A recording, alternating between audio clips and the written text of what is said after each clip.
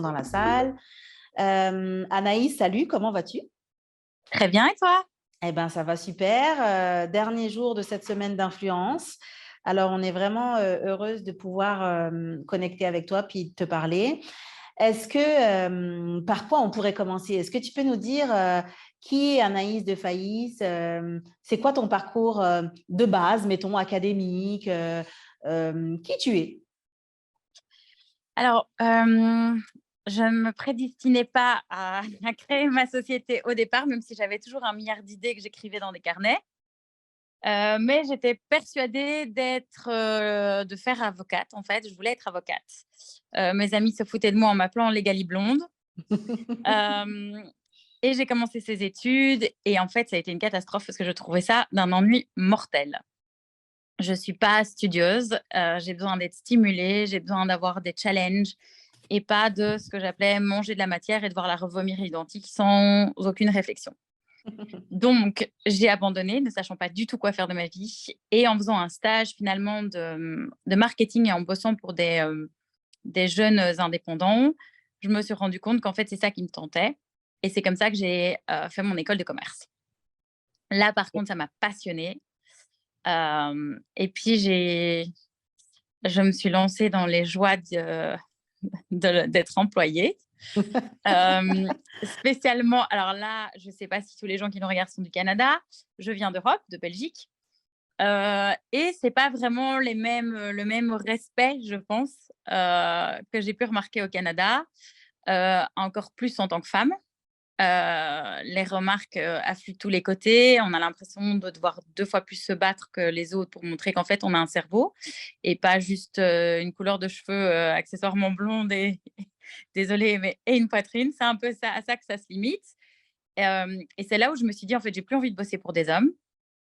J'ai envie de lancer mon business» et c'est comme ça que m'est venue l'idée. Ok, donc finalement, après tout ce parcours, droit, commerce, com, tu t'es dit, ok, ben, est-ce que tu t'es dit, j'ai ce qu'il faut pour lancer ma business, ou plutôt tu as identifié quelque chose que tu voulais apporter à d'autres personnes en lançant ta business? Alors en fait, j'étais cliente, dans une boutique de lingerie. On est devenues amies avec le temps. Et en fait, en parlant de mon problème à moi, que je faisais face en fait en allant dans les boutiques, c'est-à-dire, les complexes de femmes, l'impression qu'on ne peut pas sortir de la cabine parce que sinon, ben, on est dans une vitrine en fait, Mhm. donc les gens peuvent nous voir. Que chez elles, j'avais enfin déjà trouvé un contexte qui est parfois rare aussi. On a besoin d'être rassuré, on a besoin de conseils, on n'a généralement pas les bons conseils et donc c'est comme ça qu'on a commencé en fait à parler à 2 et que l'idée en fait du boudoir a germé et qu'on a continué à en discuter. Mais c'est vrai que c'est pas du tout un domaine au départ dans lequel je m'attendais à tomber. Ok, donc non seulement c'est pas un domaine qui était inné chez toi, mais en plus, l'idée de devenir entrepreneur était pas ancrée chez toi depuis le départ finalement. Mais en fait, je dirais pas consciente. J'ai retrouvé des notes de quand j'avais 14 15 ans où j'avais déjà des idées de créer, des concepts et je les écrivais. Pendant mes études, à 17 ans, bah, c'est moi qui avais créé enfin avec d'autres personnes, on avait mis en place une soirée alors on appelle ça les rétos chez nous, c'est quand on est en dernière année d'études, où si j'avais négocié les choses, la boîte de nuit, les machins. Donc j'avais déjà en fait cette âme, mais je pense que je n'en avais juste pas pris conscience. Je Ok. pense qu'on a ça en soi ou pas. Je pense qu'on peut acquérir plein de choses pour être après un bon entrepreneur ou pas. Mais je pense que l'entrepreneuriat, finalement, c'est quelque chose qu'on a un peu dans le sang, comme voilà, comme quand on est artiste. Ou, enfin, c'est quelque chose qui est finalement en soi. Après, il faut le développer. Ouais, je suis d'accord avec toi, et finalement, on en revient toujours à ce premier thème de notre nouveau programme 360 qui est découvrir ton identité entrepreneuriale. Pourquoi? Bah, c'est parce que c'est en toi. Après, est-ce que tu as cette fibre? Est-ce que tu as cette volonté aussi? Parce qu'être entrepreneur, c'est un choix, c'est risqué aussi. Alors, c'est une décision que tu prends, et finalement, avant de vouloir bâtir ton projet entrepreneurial et de le développer, il faut d'abord te découvrir en tant qu'entrepreneur et trouver ce qui t'anime. Alors, bon, pourquoi ce type de business? Bon, tu nous as expliqué quand même que c'était vraiment finalement, c'est venu de par une problématique qui t'était propre à toi. C'est comme une discussion avec une amie, avec quelqu'un que tu rencontres, puis finalement, de bout en bout, vous identifiez une problématique et c'est comme ça que vous est venue vraiment cette idée-là. Tu m'entends? Oui, oui, c'est vraiment ça. Oui, Ok. c'est un peu décalé. Je vais voir si je dois bouger. C'est peut-être moi. Là, c'est bon? Ouais, il faut que tu trouves une place, puis il faut que tu y restes. Est-ce que tu m'entends? Non. Je Allô? t'entends. Oui. Alors, je vais me déplacer. Ah voilà, il faudra peut-être que je me déplace toutes les 5 minutes. Apparemment, mon réseau n'est pas exceptionnel. Ça fonctionne là? Oui. OK, parfait. Oui, non, c'est vraiment plus par rapport à, oui, une envie de toucher les femmes, et une envie d'aider. Et en fait, il y a un domaine finalement qui est très délicat et qui est très important. Et donc, par rapport à mes propres démons, oui, c'est comme ça qu'est née l'envie et aussi le fait de trouver une personne avec qui se lancer Ouais. finalement, je Ouais. pense. J'aurais Ouais, bah, pas osé me lancer toute seule, je qui comprends. finalement aurait peut-être été enfin, pour certaines choses mieux, pour d'autres pas, mais voilà. Ouais, je comprends, mais ça soulève une autre question finalement. Est-ce que c'était important pour toi d'ouvrir un business qui était centré sur les femmes ou pour les femmes? Oui. Ouais. Oui, parce que je pense que je m'étais jamais rendu compte à quel point c'était difficile dans le milieu de l'emploi pour les femmes. Je crois que j'avais une certaine naïveté sur le sujet. Et je pense que ça touche à un gros sujet sensible chez moi. C'est enfin, le fait de pouvoir s'assumer, s'accepter les complexes, l'intimité. Finalement, ça a évolué d'une manière où je m'y attendais pas, mais j'ai eu aussi des hommes. Donc, c'était finalement pas exclusif, qu'il y avait d'autres soucis par rapport à leur identité. Donc, c'était pas 100 féminin, mais dans le projet de base, ça l'était en tout cas. Je comprends. Hem, c'est sûr qu'ici, on est au Canada, ton business, tu l'as ouvert en Belgique, donc sans rentrer trop dans les détails de comment on ouvre un business en Belgique, surtout que bon, je sais que ton avis sera assez tranché là-dessus. Oui. Est-ce que tu peux nous dire, c'est quoi la réalité d'une jeune femme qui se lance en business comme ça du jour au lendemain? Comme sans forcément l'avoir prédestinée, puis c'était quoi ta réalité à l'époque?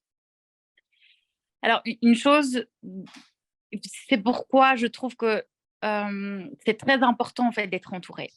Moi, je viens d'une famille où mon père était psychiatre, ma mère, est artiste. J'ai pas baigné dans le commerce, j'ai pas baigné dans l'entrepreneuriat et je pense que j'ai manqué cruellement, d'aide, de soutien, de compréhension même sur ce que j'allais traverser pendant ces 9 années.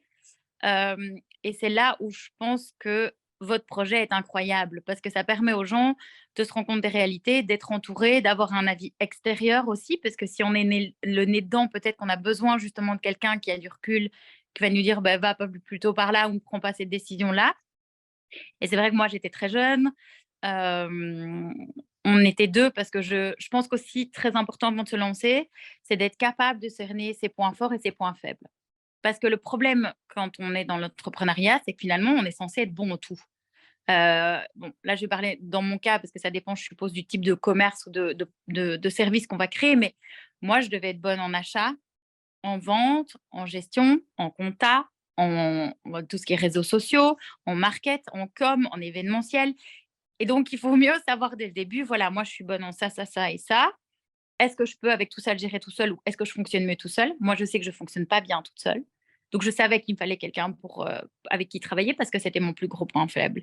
Et donc, je pense qu'il faut identifier ses points faibles et prendre quelqu'un qui va conforter, renforcer ses points faibles parce que ce seront ses points forts à cette personne. Ouais. Mais faire excessivement attention parce que finalement, si on s'associe avec quelqu'un, c'est comme un mariage, quoi. C'est Ouais, ouais, je suis c'est pas d'accord. Puis ça soulève une autre question, évidemment. Partenaire ou pas partenaire, finalement? Associé ou pas d'associé? Comment les choisir? Puis je sais que c'est une question un peu piège parce que finalement, puis je suis un bon exemple aussi là-dessus, comme tu peux jamais savoir comment ça va se passer dans le milieu de l'entrepreneuriat, comme dans ta business, tu peux jamais savoir sur le long terme qu'est-ce que ça va donner. Mais finalement, d'après ton expérience, d'abord, est-ce que tu peux nous parler un petit peu de ton expérience avec ta partenaire? Et aussi, est-ce que finalement, en bout de ligne, si aujourd'hui tu devrais réouvrir un business, ce serait quoi ta direction? Tu reprendrais un associé ou une associée? Je sais pas. Euh, mais dans un sens, je sais que je fonctionne pas seule. Donc, lancer un truc toute seule, non. Euh, Mieux connaître la personne, oui. Ouais. Je me suis lancée avec quelqu'un que j'apprécie toujours énormément et que j'estime énormément. On est amis, le partenariat n'a pas bien fini, mais l'amitié est restée. Il nous a fallu un petit temps d'adaptation. Ce qui a été très compliqué, c'est que je pense que sur certains points, on était trop similaires. L'émotivité, la super émotivité. Il y a des Alors, moi, ce qui s'est passé, c'est que quand on s'est associés, j'ai eu beaucoup de mises en garde parce qu'elle venait de faire faillite.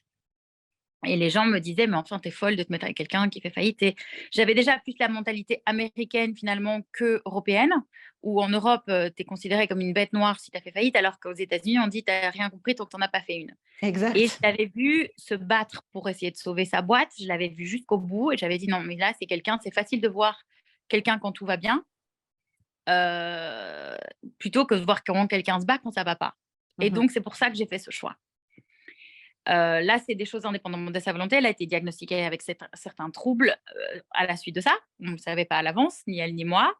Euh, et j'ai effectivement pas compris certaines attitudes pendant qu'on créait les choses parce que c'était des réactions très virulentes, c'était ne pas être là, ne pas être là au rendez-vous, avoir l'air de pas s'impliquer.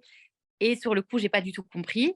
Avec du recul, j'ai compris certaines choses. En tout cas, je pense, c'est que moi, ayant fini avec un gros burn-out, j'ai reconnu les signes chez elle. Et en fait, je pense qu'elle était complètement en burn-out de ses boîtes précédentes.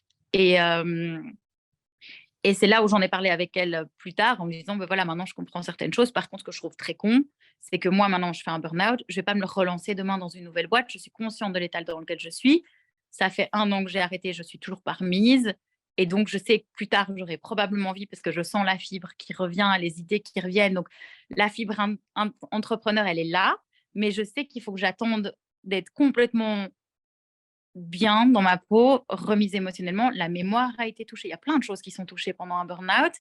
Et donc, il faut le temps de se remettre, quoi.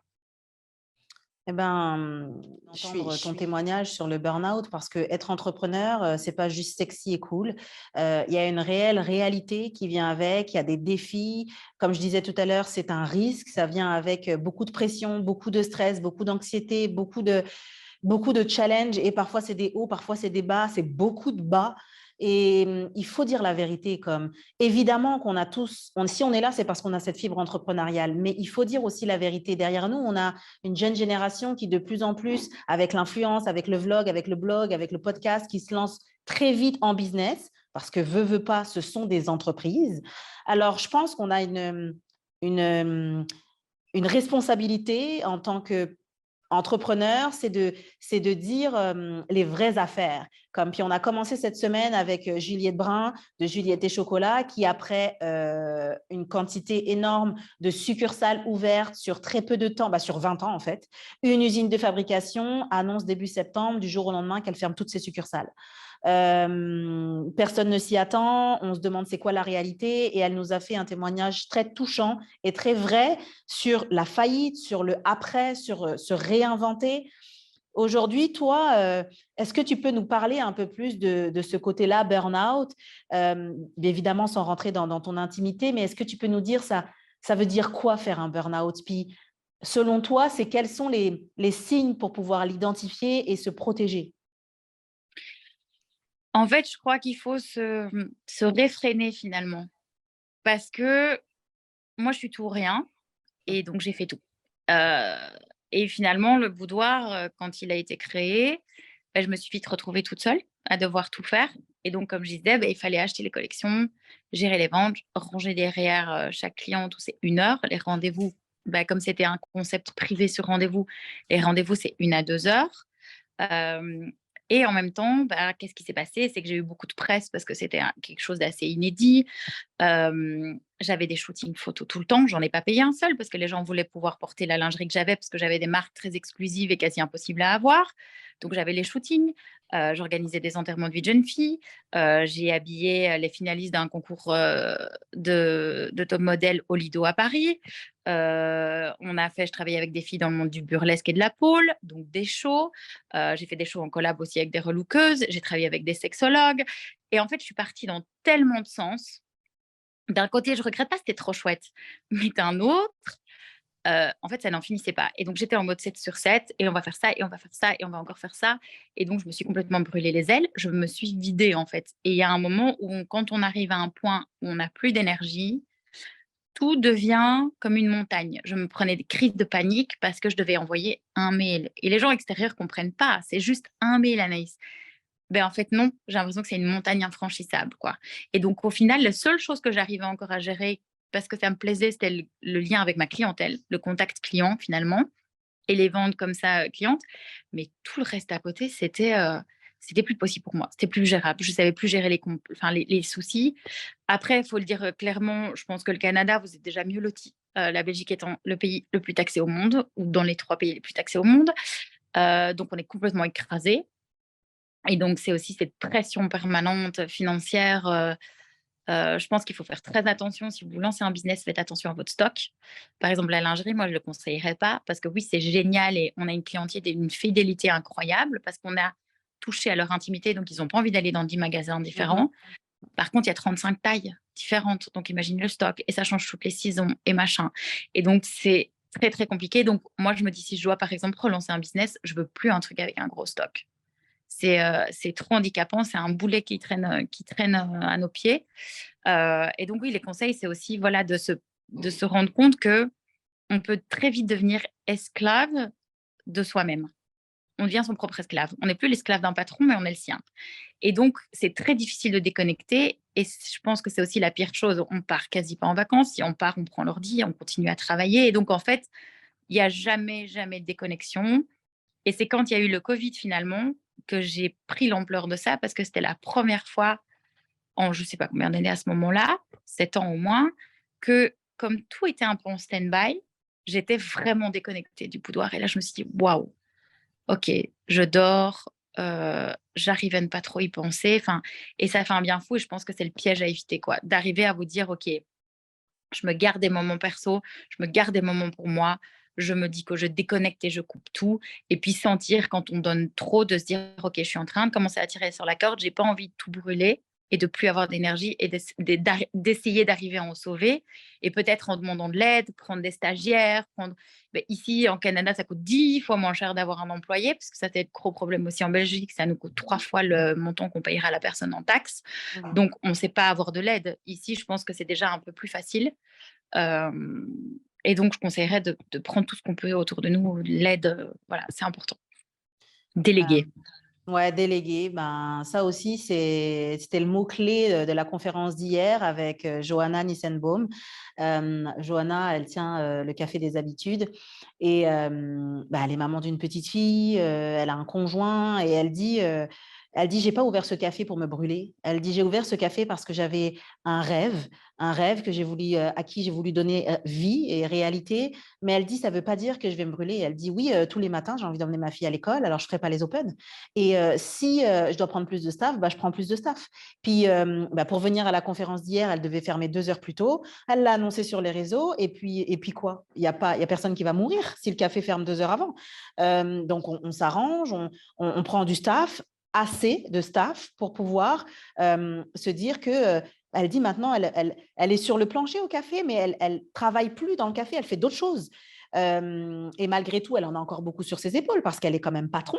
Mais elle dit, je n'ai pas ouvert un café pour me noyer dedans, dans ce travail. Elle dit, je prends le staff qu'il faut, et s'il faut payer plus de personnes, bah, je paye plus de personnes. C'est exactement ce que tu viens de dire. Elle dit, sans ça, je ne m'écoute plus. Et elle dit, c'est pas pour ça. Et en plus, c'est pas l'âme qu'elle a voulu donner à son café. Donc, je crois que c'est un peu le mot d'ordre aussi de s'écouter. Juliette aussi nous l'a dit, comme ça revient beaucoup cette semaine sur le fait que s'écouter, se connaître, identifier les signes pour pouvoir se réajuster, comme OK, là, ça va plus, on se réajuste et c'est pas un échec, c'est pas une mauvaise chose, c'est simplement s'écouter pour être mieux après. Donc, merci parce que je crois que ce sont des très bons conseils. C'est important d'entendre ces choses quand on se lance ou quand on va se lancer en entreprise parce qu'encore une fois, ouvrir une entreprise, c'est super beau sur le papier, c'est super beau quand on me demande qu'est-ce que tu fais dans la vie, ben moi j'ai un business.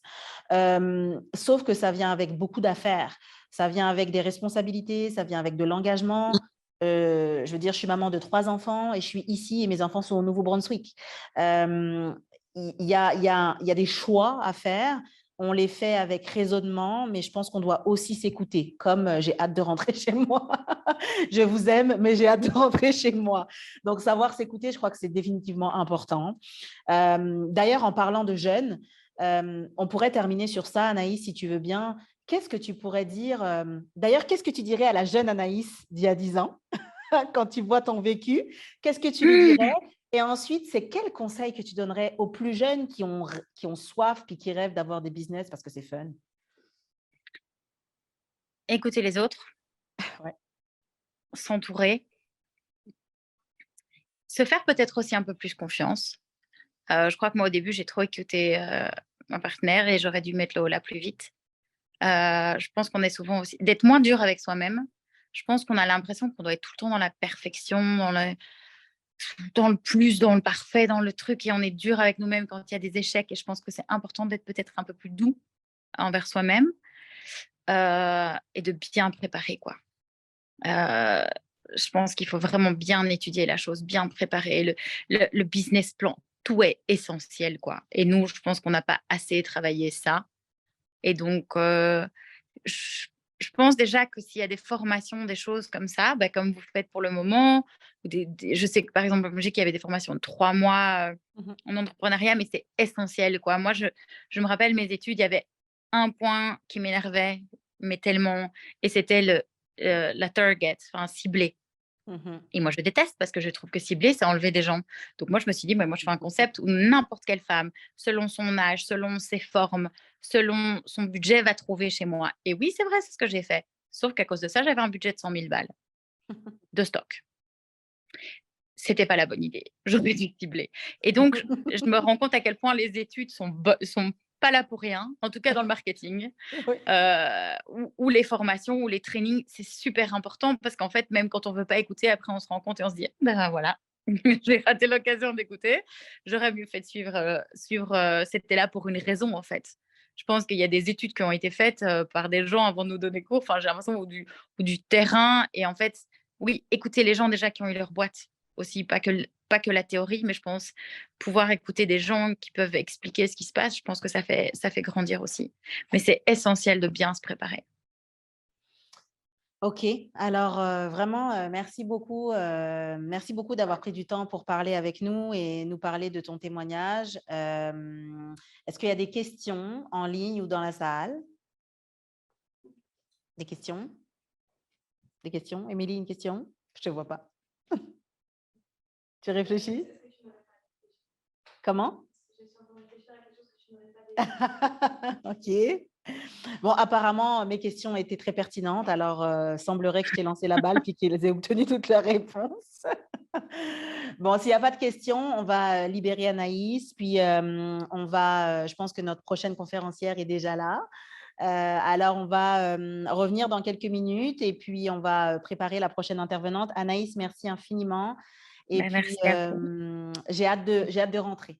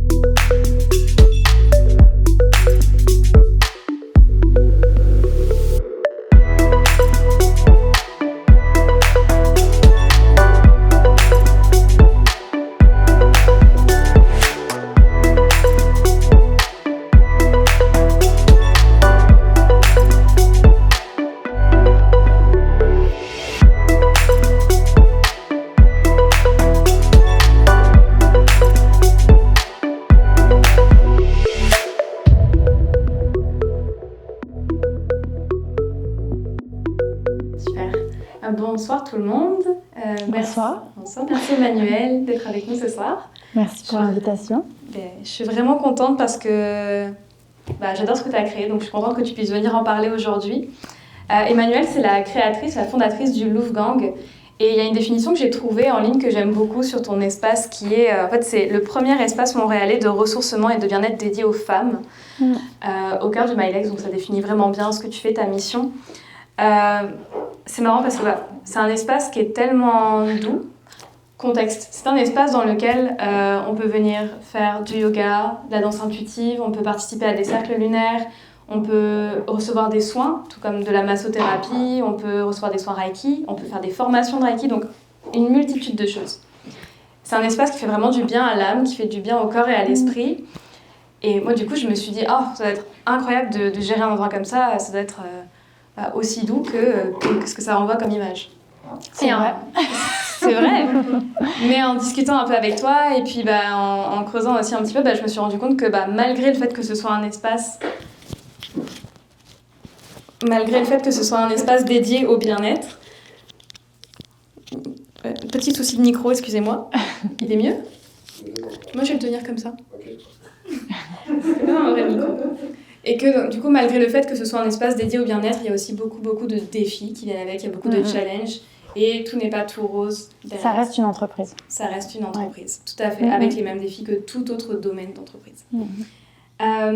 Donc, pour commencer, j'aimerais déjà savoir, t'as pas commencé avec le Louvre Gang, t'as pas toujours été dans ce milieu-là du bien-être. Qu'est-ce que tu faisais avant et pourquoi est-ce que tu as quitté ce que tu faisais avant pour te lancer dans cette aventure-là ? Déjà, j'ai immigré au Québec. C'était déjà pas la première, je dirais, grande étape. Qui était finalement de part. Donc j'étais à Paris et j'ai pris une année sabbatique pour venir visiter un peu plus longtemps Montréal que j'avais visité durant des vacances et j'avais comme eu un coup de cœur pour la ville, pour la culture, pour les gens et j'ai décidé de revenir passer une année. Finalement je suis restée, là ça fait plus de 9 ans. Je vais avoir ma citoyenneté dans 2 semaines. Donc voilà, une grande étape. Puis finalement, je pense que derrière tout ça, il y avait vraiment une recherche, un goût d'aventure, puis aussi une recherche un peu identitaire, tout simplement. Là, sans rentrer dans des grandes phrases, mais un peu recherchée. Je suis arrivée à Montréal, j'avais 28 ans. J'étais dans cette catégorie transition. J'arrivais à la trentaine et je pense que je cherchais un peu. J'avais fait mes études à Lille. J'ai commencé à travailler à 23 ans, donc tout a été très rapide. Puis j'avais pas eu ce temps de recul, un peu de réflexion sur qui j'étais, qu'est-ce que je souhaitais accomplir. J'avais pas eu trop de défis en tant que tel. J'avais trouvé que ma vie avait été assez fluide, et donc je cherchais des défis. Et je cherchais à voir si finalement, quand on se donne des défis, qu'est-ce qui se passe. Donc il y avait un peu ce goût-là aussi d'entreprendre quelque chose, de créer quelque chose par moi-même de zéro. Et j'avais toujours eu une certaine facilité à avancer, ce que je trouvais chouette parce que des fois quand je trouvais que toutes les choses s'alignaient, mais j'avais aussi envie de repartir un peu, de créer quelque chose par moi-même. Et quand je suis arrivée à Montréal, donc oui, j'avais un background marketing, numérique, communication dans les médias. Mais j'avais envie, une des premières choses que j'ai fait, c'est de faire un hackathon Startup Montréal pour créer déjà une entreprise. Donc j'ai pitché une idée qui n'a pas été retenue, mais finalement j'ai participé, je me suis intégrée dans une équipe, puis j'ai adoré ça. C'était sur 48 heures, tu crées une entreprise, un peu toutes les étapes jusqu'à créer ton application mobile, ta landing page qui présente ton concept, et ça m'avait vraiment stimulée. Ok. Là, tu dis justement, tu as parlé du fait de recommencer à zéro, mais du coup, tu as vraiment recommencé à zéro dans le sens où c'est en plus une reconversion. C'est vraiment un domaine qui est très différent de ce que tu faisais avant. Ouais. Tu passes du salariat à l'entrepreneuriat, tu passes du marketing au bien-être, qui sont quand même des milieux très différents. Est-ce qu'il y a quelque chose justement qui a entraîné cette transition vers le bien-être ? Justement, est-ce qu'il y a eu un moment où tu t'es dit « Ok, là, j'ai besoin de faire une pause, ou alors juste tu n'aimais plus ce que tu faisais dans ce domaine-là » ? J'avais toujours j'avais toujours été dans des emplois, je travaillais dans les médias et dans des jobs vraiment qui me passionnaient. Ça a toujours été. J'ai toujours vraiment suivi un peu mon cœur par rapport à ça. Mais ça m'empêchait pas d'avoir un nombre incommensuré de hobbies, de passions dans la vie. Ouais. Ça a toujours été un peu mon défi. On l'entend souvent, les gens disent « Ah, j'ai trop de centres d'intérêt, je sais pas quoi choisir. » Donc moi, j'étais un peu là-dedans. Donc je faisais notamment beaucoup de yoga ou d'activités de développement personnel. Donc c'est assez naturellement que je suis allée vers ça, en fait. C'est pas quelque chose qui est arrivé un peu du jour au lendemain. Et surtout quand je suis arrivée à Montréal, où t'es un peu déraciné de chez toi, de ta routine, de tes amis, de ta vie, en fait, où finalement tu recommences à construire cette routine-là, cet ancrage ici. Et le yoga a été tout de suite vers quoi je suis allée. Ça a été, je pense, dans mes premiers jours, je me suis inscrite à un studio, j'habitais dans Hochelaga à ce moment-là, puis tout de suite j'ai été avec ma coloc à ce moment-là, elle m'avait conseillé, puis j'avais été vers un studio. Donc ça a été une des premières activités. Donc à chaque fois que j'avais des transitions de vie ou des moments de changement, je retournais toujours à ça, au corps, ouais, à la base, à la fondation. Donc c'est un peu comme ça que quand j'ai décidé de vraiment arrêter, entre guillemets, de travailler un emploi fixe en agence, que j'ai voulu être à mon compte, ça a été assez naturel que je suis allée vers ça, en fait. Ok. Ouais. Et Louvgang, c'est ta première aventure entrepreneuriale, du coup, est-ce que dès le début, ça a ressemblé à ce à quoi ça ressemble aujourd'hui? Parce que c'est quand même pas rien de commencer avec l'ouverture dans le local, avec plusieurs activités, etc. C'était quand même un gros projet.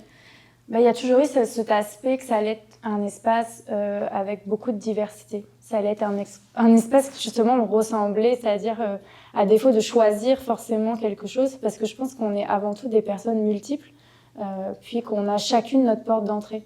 Quand on a besoin d'aide, quand on vit quelque chose de transformateur, on a besoin de plusieurs choses. Donc notre première porte d'entrée pour avancer, ça sera pas la même on n'aura pas forcément toi et moi la même. Moi, je vais aller vers le yoga peut-être quand j'ai besoin de m'enraciner, de prendre soin de moi. Il y en a d'autres qui vont aller faire un massage, il y en a d'autres qui vont se faire des amis. Bref, ça peut être multiple. Donc je trouvais que c'était essentiel, vu que mon projet était assez clair, que ça allait c'était pas seulement de créer un espace de bien-être, mais c'était de créer un espace où il y a cet aspect communauté, où entre femmes, on va s'aider, on va s'accompagner. Donc qu'est-ce qu'on vit? Et en fait, le yoga est un outil, mais peut-être dans 10 ans, il n'y aura plus de yoga entre guillemets à Louvgang. Ça, c'est pas quelque chose que je sais. Donc au début, pour revenir à ta question, quand j'ai ouvert Louvgang, ce que ça m'a fait un peu sourire aussi par rapport à ce que disait Anaïs, elle conseillait de se préparer. Moi, j'avais pas une idée très claire honnêtement de qu'est-ce que j'allais y faire. Je savais que ça allait être un espace d'accompagnement, de soutien, mais à la rigueur, peu importe les activités. Pour moi, c'était c'était pas là le cœur en fait forcément du projet. T'avais pas ouvert un studio de yoga? Non, c'est ça. Un espace. J'ai ouvert un espace de vie, d'entraide, où les gens allaient se retrouver. C'est pour ça que le côté quartier était très important aussi. Je cherchais un endroit, Petite Italie, Maëlex, il y a vraiment un esprit de village, de quartier. Et donc ça, c'était hyper important. Puis aussi avec beaucoup de diversité. Tout à l'heure, on disait que j'avais créé un espace pour femmes. Oui, mais aussi pour les personnes qui s'identifient ou qui ne s'identifient pas donc les personnes non-binaires ou les personnes de la communauté LGBTQ. C'était l'idée de surtout reconnecter à son féminin, ça veut dire à soi, à l'intérieur de soi, un peu faire de l'introspection, de ralentir aussi parce qu'on est dans une société qui est très yang, qui est très dans le faire, et donc et ce qui avait été ma réalité, être beaucoup travaillé, très jeune, être tout le temps en train de sortir, consommer, faire des choses, mais pas forcément prendre soin de moi, réfléchir à qu'est-ce qui fait du sens dans ma vie. Donc je voulais aussi un espace qui permette ce temps de pause, ce temps de réflexion, où on ne se sente pas coupable non plus de le faire. Très bien, super. Du coup, après tout ça, donc là, tu avais déjà visualisé un peu ton espace que tu voulais faire. Maintenant, quels ont été les premiers défis en fait, qui sont venus avec la création du Louvgang? Parce que je sais que tu as vécu le Covid. Oui, ça c'est le premier défi. C'est ça. Et puis aussi, tu montes ton affaire seule. Toi, tu travailles seule dans le Louvgang. Alors oui, j'ai ouvert le 1er février 2020 et j'ai fermé le 15 mars 2020. Donc un mois et demi après, à cause liée au Covid, qui nous a obligés à tout arrêter. Je n'avais pas une communauté à l'avance, j'avais vraiment commencé à communiquer, ouvert mon Instagram, mon Facebook le 1er février quand j'ai ouvert ma porte physique. Donc j'avais pas non plus une énorme communauté sur laquelle je pouvais dire ok, je switch de modèle, je me lance en ligne. Puis à la base, le en ligne n'était pas autant développé. Il y avait déjà des gens qui en faisaient depuis longtemps, mais je veux dire, il n'y avait pas tous ces outils. Zoom, moi à la base, le 15 mars 2020, je ne connaissais pas Zoom. J'avais fait peut-être 1 ou 2 cours en ligne, mais c'est tout. Donc il n'y avait pas du tout. Évidemment, j'y pensais, mais j'avais pas les ressources non plus financières. Tout mon prêt, tout ce que j'avais réussi à obtenir comme aide financière pour me lancer avait été passé dans les travaux, dans l'aménagement de l'espace, dans l'achat du matériel. Donc j'avais pas non plus cette trésorerie qui me permettait de rebondir tout de suite et de switcher. J'avais pas fait. Tout à l'heure, Anaïs parlait de bien se préparer. J'avais été très très vite. Moi, je m'étais pas vraiment préparée. J'avais vraiment été un peu comme un élan. Je m'étais lancée rapidement parce que je m'étais dit si je me lance pas, je me lancerai peut-être jamais. Donc à un moment, quand j'ai eu l'espèce de force de le faire, l'envie, j'ai été aidée avec beaucoup de conditions. Encore aujourd'hui, c'est des discussions qui sont encore d'actualité, des aides qui ont été perçues mais qui doivent être peut-être rendues parce qu'on ne répondait pas à tous les critères, notamment le critère d'avoir... moi, j'ai pu être aidée parce que j'avais ouvert avant la pandémie, mais par exemple, je n'avais pas opéré avant. J'avais une perte de revenus, mais qui n'était pas comparable à des revenus que j'avais perçus avant, vu que j'avais juste 1 mois d'ouverture. Donc il y a eu il y avait des aides, mais qui étaient très conditionnées.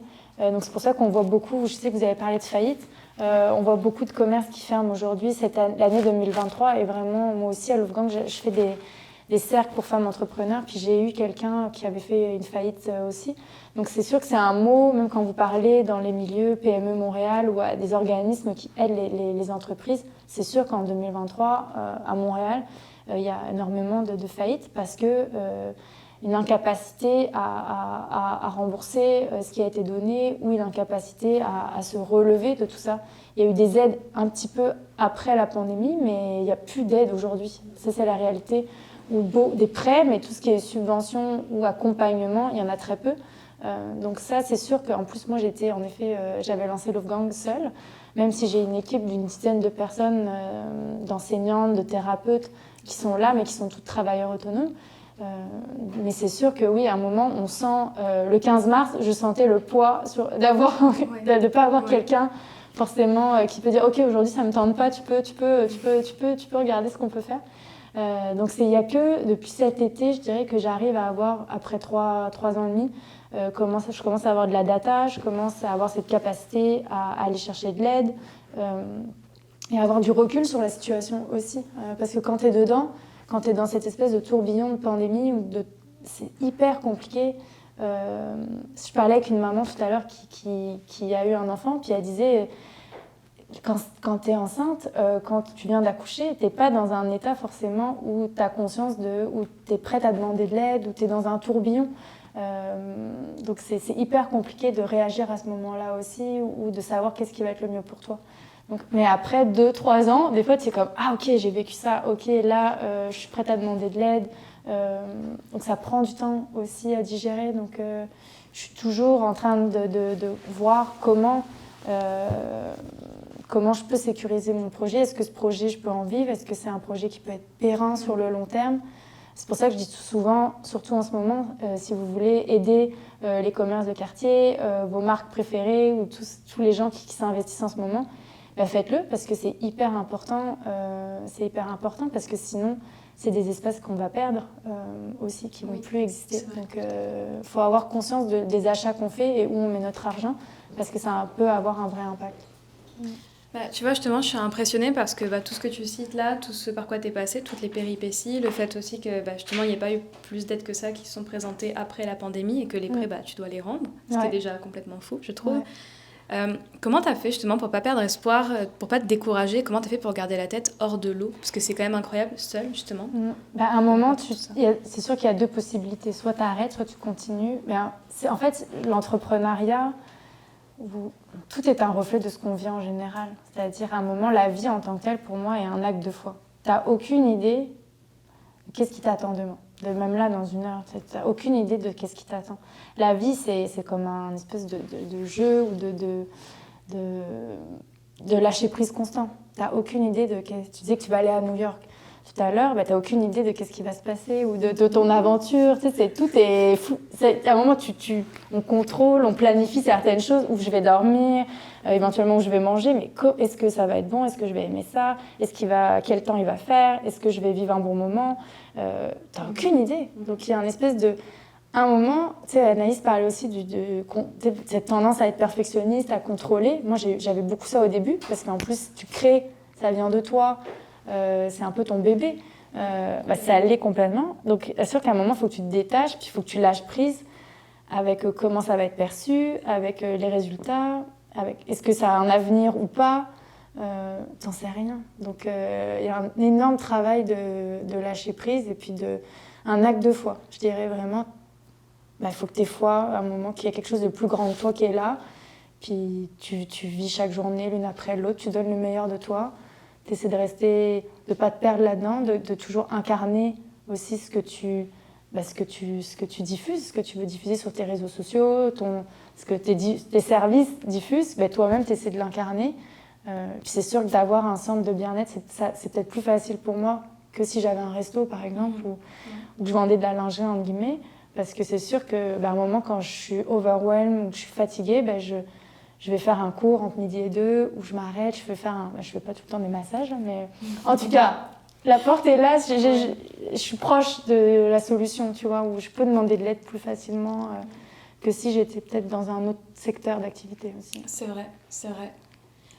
Déjà, moi je trouve ça fou la résilience dont tu sais faire preuve. Alors tu sais, c'est ton premier projet entrepreneurial. Mais résilience, c'est un vrai mot. Je pense qu'on a tous les entrepreneurs qui ont passé la pandémie, c'est un mot qu'on a appris. Moi, j'ai été voir il n'y a pas si longtemps encore la définition du mot résilience sur Internet, parce que mes clientes me disaient beaucoup ça. Ah, t'es vraiment résiliente. Ouais, et j'étais comme, ok. Il y avait peut-être des mots qu'on m'avait dit que j'étais, mais celui-là, je le connaissais, je me l'étais jamais attribué non plus.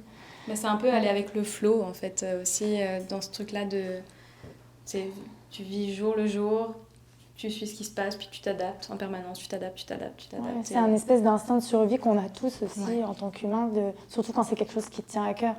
Mais après, c'est juste l'espèce de balance entre est-ce que c'est de la résilience, est-ce que c'est de la volonté, ou est-ce que c'est de la folie, un peu. C'est toujours cette espèce de poids de est-ce que je travaille trop, ou est-ce que finalement, au contraire, j'ai une bonne discipline et puis je donne un coup parce que c'est le moment où il faut tout donner aussi. Puis après, je pourrais éventuellement prendre ça plus loose. C'est ça qui est toujours cet équilibre-là, jongler un peu, avoir conscience de sa propre énergie, de sa propre capacité. Donc ça suppose une prise de recul sur soi aussi, constante. Ouais, tout à fait. Emmanuelle aussi, donc Louvgang, c'est que pour les femmes. Et celles qui s'identifient, qui s'identifient comme femmes, pardon.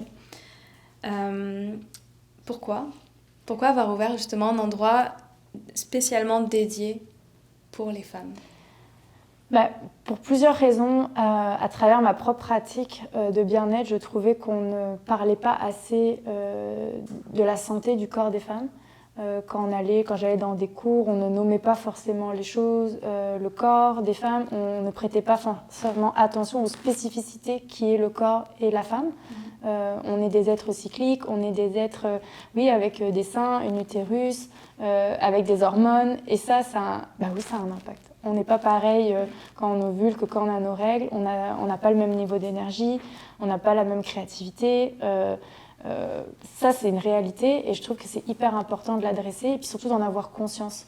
Puis je voulais surtout un espace qui, comme je disais tantôt, se focalise sur ce yin, sur ce retour à soi, sur cette réconciliation aussi du féminin. Parce que c'est une énergie qui n'est pas valorisée, à mon sens, dans notre société. Et aussi, souvent, c'est pas quelque chose dont on est fier. Les femmes, en général, ne sont pas fières d'avoir leurs règles ou elles ne sont pas fières, des fois, d'être fatiguées. On a souvent ce sentiment de culpabilité ou ah bah non, je peux pas me reposer, j'ai ça à faire, puis qu'est-ce qu'on va penser de moi? Si je dis que j'ai mal au ventre, puis que j'ai des crampes, il faut que je reste à la maison, on va cacher ça. Donc c'était aussi l'idée de le valoriser, puis de se sentir, de redonner confiance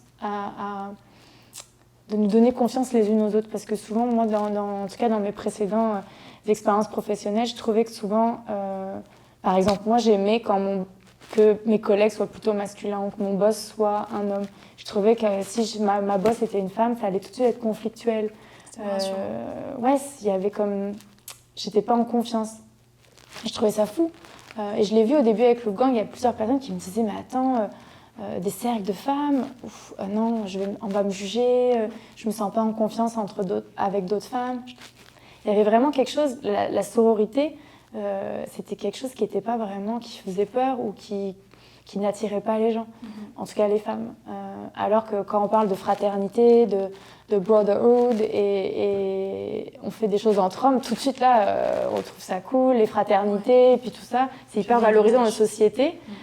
Alors que quand on fait des trucs entre femmes, tout de suite c'est dévalorisé. En tout cas. Donc je trouvais ça important de valoriser ça et pour moi-même aussi de me connecter un peu plus à ça. Il y a une vraie force et je le vois aujourd'hui. Il y a une vraie puissance d'évoluer, de faire comme là vous faites, de focaliser, de faire du lien entre les femmes entrepreneurs. Tu vois, là j'ai parlé avec une personne tantôt qui organise qui a créé quelque chose qui s'appelle Business Mama, puis c'est des cercles, c'est de l'entraide pour des femmes entrepreneurs qui viennent d'être mamans et qui cherchent un peu un sens à tout ça. Et elle me le disait, elle me dit c'est fou comme j'attire que des mamans et comme entre mamans on s'aide et on se comprend et il y a une solidarité. La solidarité féminine est très puissante et il y a beaucoup de choses à apprendre de ça. Je trouve ça marrant justement que tu dis la même chose que nous. Et justement, ça crée un endroit où on se sent très safe. Elles ne nous ressemblent pas forcément, mais en tout cas, elles vont être sans aucun jugement. Parce qu'elles aussi, elles traversent probablement quelque chose, alors qui est peut-être complètement différent. Il y a une femme qui peut, je ne sais pas, par exemple, être en burn-out. Il y en a une autre qui peut vivre une maternité. Il y en a une autre qui vient juste d'arriver à Montréal et qui ne connaît personne. Il y en a une autre qui peut peut-être vivre le deuil de son père. Peu importe. Il y a différentes. Une qui est en rupture amoureuse, une qui juste cherche, est de retour aux études et se cherche. Ça peut être des gens, a priori, ils ne te ressemblent pas. Mais par contre, elles vivent toutes des questionnements, elles ont toutes besoin de soutien, elles ont toutes besoin d'être écoutées. Puis c'est ça. C'est ça qui fait le lien. Il y a toujours un miroir d'une façon ou d'une autre. Ouais. Oui, tout à fait. Et toi, en tant que femme, est-ce que tu as eu des obstacles justement en tant que femme entrepreneur? Est-ce que tu as senti des fois quelques freins ou des jugements ou des choses comme ça? Je dirais sur la partie crédibilité. C'est surtout quand tu recherches des prêts ou au départ, tout simplement. Tu sais, moi, mon projet, au début, personne ne voulait donner d'argent. Les gens disaient, mais il y a trop de choses, il y a trop d'activités, un espace pour femmes. Mais pourquoi vous excluez une grande partie, 50% de la population? Pourquoi ça va être mal perçu? Il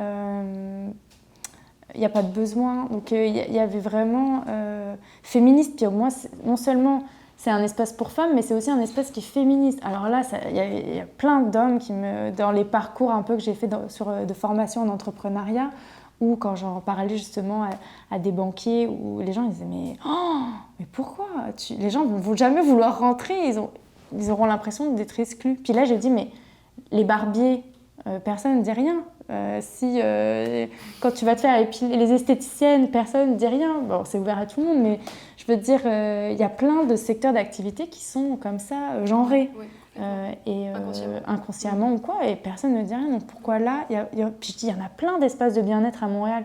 Est-ce qu'on peut en avoir un qui soit réservé aux femmes? Parce que l'idée aussi derrière ça, c'était, quand tu me demandais au début pourquoi pour les femmes, c'est que moi je trouve essentiel, comme on a des besoins si spécifiques, de proposer des activités qui se concentrent aussi sur ça. Parce que, comme on disait avec Anaïs tantôt, c'est important d'avoir, oui, une cible, mais aussi de ne pas s'éparpiller. Et je trouvais que d'avoir quelque chose de très clair, un espace pour la santé des femmes, ça me permettait, moi aussi, en tant qu'entrepreneur, de me concentrer, d'avoir un objectif très clair.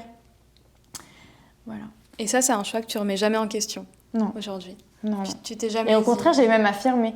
Quand j'ai fait après, quand j'ai réouvert après la pandémie, justement, j'ai lancé le club de lecture féministe. J'ai fait mon enseigne en disant maison holistique féministe et pas juste au féminin. Tu sais, j'ai affirmé des choses. La pandémie m'a aidé à prendre du recul et à affirmer encore plus fort mon projet. Ouais. Est-ce que tu as eu des inspirations, des mentors? C'est quoi qui t'a inspiré à monter ce Louvre Gang? C'est quoi qui t'inspire toujours aujourd'hui à le faire? Des personnes peut-être sur lesquelles tu te reposes, que tu gardes un objectif ou... C'est quoi Ouais. toute l'inspiration derrière ce Louvre Gang? C'est très dur à savoir en final, du moins pour l'avant. Je te dirais que maintenant, ce qui m'inspire, c'est les clientes qui viennent au studio, souvent, c'est ce qu'on dit quand tu lances une entreprise, tu as tes services au départ auxquels tu penses, puis après, c'est ton client qui crée l'offre de service. Évidemment, tu ne dis pas oui à tout, mais c'est sûr que Puis avec la pandémie a été une inspiration, honnêtement. C'est vrai. A été une inspiration parce que ça nous a poussé tous à ralentir, ça a poussé tous ces accompagnements qu'on a créés sur mesure pour les gens qui vivaient des transitions de vie. On a tous vécu le confinement, on a tous eu cette introspection, voulue ou pas, on l'a tous eu à notre propre niveau. Donc ça, c'était incroyable parce que c'était quelque chose de commun. Je veux dire, après la pandémie, plus personne remettait en cause l'importance de la santé mentale, l'importance de méditer, de prendre soin de soi, de travailler à la maison si on en a besoin. C'est des acquis maintenant, tout le monde l'a vécu. Donc ça a été, en fait, à la fois, la pandémie a été difficile, et à la fois, ça a été un vrai moteur, une vraie prise de conscience universelle. Puis ça a été un levier en fait, parce que tout d'un coup, le fait de prendre soin de soi, oui, c'était important, puis c'était nécessaire. Donc ça, la pandémie en tant que telle a été une mentor pour moi. C'est bien dit aussi. Ouais. Après, toutes les personnes avec qui je travaille, évidemment, c'est beaucoup sur la co-création à Louvre Gang. Donc je suis jamais fermée à n'importe quelle idée. Il y a vraiment toujours une co-création. Puis de voir comment les gens aussi reçoivent le projet, comment eux le ressentent, l'interprètent, quels sont leurs besoins, puis ça évolue. Là, en ce moment, on travaille beaucoup autour de la maternité, la matrescence, mais c'est quelque chose qui est aussi lié à la demande, puis aux personnes, comment elles, leurs besoins, puis aussi la réalité de l'espace, là où on est placé aussi probablement. Donc c'est ça, mais je te dirais, avant ça, c'est très dur à savoir. Je dirais que c'est probablement un mélange de plein de choses, de tout ce qui m'a amené à immigrer, c'est un mélange. C'est comme des fois, tu sais, on met plein de choses dans le blender, puis il y a quelque chose qui en sort. Puis moi, j'ai l'impression que c'est un peu ça. C'est sûr que mon projet a été influencé par d'autres espaces en Europe, partout où j'ai pu voyager.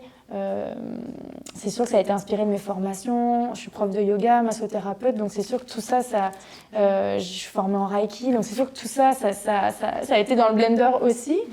Puis, mais tu sais, d'où ça vient exactement? Mes lectures féministes, Bell Hooks, qui parlent de cet aspect de sororité qui est hyper important pour apprendre à s'aimer et pour aussi avancer. Donc, ouais.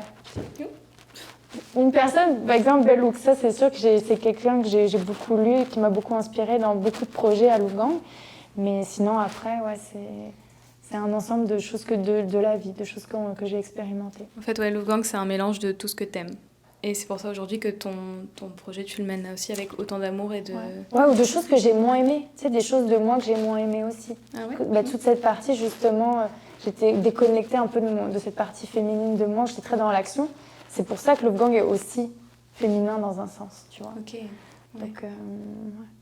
Très, très beau. Alors, même si aujourd'hui, là, il y a une grande sagesse qui ressort de toi, on dirait que tu as été entrepreneur depuis des années, des années, des années. Est-ce qu'il y a quand même un conseil que tu donnerais à la jeune Emmanuelle qui avait son rêve justement entrepreneurial? Ça, tantôt, quand vous avez posé la question, Anaïs, elle a parlé de se préparer, mais moi, c'est un peu l'inverse. Je suis d'accord, et c'est important. Puis aujourd'hui, je vois que j'aurais peut-être dû être plus préparée, mais moi, je dirais... de se lancer avant tout, de pas trop se poser de questions. Parce que honnêtement, si j'avais eu un plan d'affaires et que je m'étais préparée, j'aurais jamais fait le projet. Ça, c'est sûr. Ok. Parce que j'aurais peut-être vu que le projet n'était pas viable. Ouais, toutes les failles. J'aurais vu toutes les failles. Si j'avais écouté justement tous les gens au début qui m'ont dit non, on va pas financer parce que il est où votre plan d'affaires, et les prévisions les problèmes, votre communauté elle est où, vous n'avez pas de compte Instagram, mais alors qui va venir, comment vous allez vous faire connaître, vous n'avez pas de compétences en comptabilité, mais alors attendez, vous êtes toute seule à gérer ça, mais c'est pas possible. Donc si j'avais fait cette préparation, et puis ça j'en suis persuadée, je ne l'aurais pas fait. Et même aujourd'hui, quand des gens me disent « Ah, j'ai envie de lancer le même projet que toi, moi aussi j'ai envie », encore à midi, quelqu'un qui m'a dit « Ah, mais il y a plein de centres comme le tien qui ouvrent partout en Europe, moi aussi j'ai envie de lancer le mien ». Et je suis comme « Ouf, bonne chance ». Tu sais, moi, j'ai aucun regret, mais tu sais, c'est sûr que c'est un défi permanent et Il y a des sacrifices. il faut vraiment que ça vienne du cœur, parce que c'est sûr que sinon tu t'arrêtes rapidement. Parce qu'il y a trop d'épreuves, il y a trop de défis. Moi, j'ai l'impression que je suis mise constamment en défi. On me dit « Ah oui, tu veux faire ça, t'es sûre ?» Et tu sais, régulièrement, j'ai comme des espèces de... Mais j'aime ça, parce que ces défis-là, ils font que justement, tu te reposes jamais sur tes acquis. C'est vrai. Ils font que tu es toujours... Même la pandémie, ça m'a poussée à... C'est quoi le cœur? Pourquoi je fais ça? Qu'est-ce qui fait que je me... Moi, je suis hyper heureuse. Je vois pas du tout l'entreprise, même si il y a beaucoup d'insécurité financière. Comme je disais tantôt, il y a beaucoup de lâcher prise. Mais j'ai jamais été aussi heureuse, aussi épanouie, parce que je fais quelque chose qui m'anime, mais aussi qui a un impact, puis qui fait du bien aux autres aussi. Donc ça, c'est très humain. Et en tant que personne qui fréquente ton espace, je peux en attester qu'on sent qu'il y a énormément d'amour qui est mis dedans et qui en émane aussi de toutes les personnes qui viennent. Enfin, c'est ça le conseil que je pourrais dire, c'est avant tout de faire un projet que vous aimez, puis d'aller vraiment de faire un truc qui vient du cœur. Puis à de vous faire confiance, de pas... Puis c'est ça, de vous laisser porter un peu là-dedans. Évidemment, comme de s'entourer, de se préparer. Mais avant tout, ça doit être un élan vraiment du cœur et de votre petite flamme intérieure. Et puis ça doit vous faire vibrer. Parce que cette flamme-là, elle va être mise à mal. C'est sûr, il va y avoir des tempêtes. C'est comme les saisons. Il va y avoir de la pluie qui va tomber dessus, il va y avoir du vent, il va y avoir de la neige, il va y avoir de tout. Puis des fois, il y aura du soleil aussi qui va rendre cette flamme plus forte. Mais cette flamme va être pas mal challengée, ça c'est sûr. Ouais. Et puis il y a aussi un truc qu'il ne faut pas oublier, c'est qu'on est des femmes, donc on a une super intuition. Donc je pense qu'aussi d'y aller avec son intuition, ça rejoint le cœur en soi, mais de s'écouter. On est potes, c'est ça, des fois l'intuition peut être un peu recouverte de plein de choses, de peur, de doute, du syndrome de l'impostrice, de qu'est-ce que les gens vont penser. Donc l'intuition, des fois on a du mal à l'écouter, donc, mais c'est ça. Quand elle est là, il faut en profiter. Ouais. C'est de super conseils. Merci beaucoup, Emmanuelle. Merci à toi. C'était très important pour nous de pouvoir enfin reconnecter après ce grand changement de Compagnie F à Influence. Donc, merci à toutes celles qui se sont déplacées, toutes celles qui nous ont regardées, qui nous ont suivis en ligne. Maintenant, c'est pas terminé. Influence a d'autres flèches à son arc. Et on vous réserve encore de belles surprises. Alors, tout ce que je peux vous dire, c'est de rester connectés. Le programme 360, il s'en vient, il se prépare. Et voilà, je vous souhaite à tous une très bonne soirée et à bientôt chez Influence.